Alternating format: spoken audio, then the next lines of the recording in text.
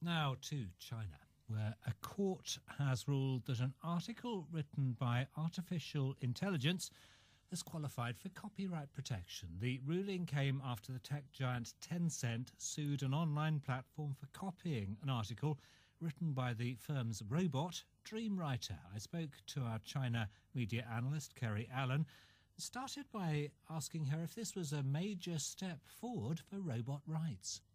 Yes, absolutely. Yes, there hasn't been a case of this anywhere in the world as far as I'm aware. There have been a lot of questions in recent years about whether content generated by artificial intelligence can receive copyright protection, and it's caused a number of problems. There was a well-known case back in 2015 where a monkey took a selfie, a picture of itself, and then there was a question of whether the monkey owned the copyright or the person who owned the hardware owned the copyright.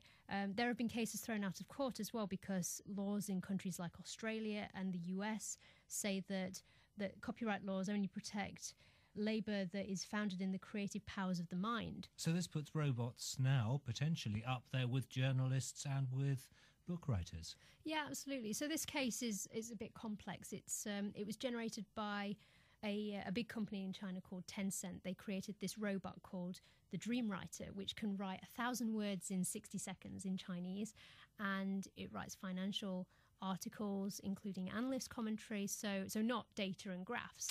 It's good copy, and you wouldn't necessarily realise if you read it that it hadn't been written by a person. Yeah, well, I was looking back at the time in 2015 when Dreamwriter was publishing some of its items, and analysts were saying, I can't tell the difference between a human being and a robot in this case. So, to a degree, why not give it this copyright protection? Well, there are still questions about the ethics behind this, and it gets into extreme complications. I mean, this is an article, for example, but there have been complications in the past with previous cases overseas of, say, music, for example, that uses samples of that have been created by robots. How you give the royalties? Do you credit the robot as a producer, as a singer, things like this? It's a new field, really. So laws are still very much catching up with this. Kerry Allen.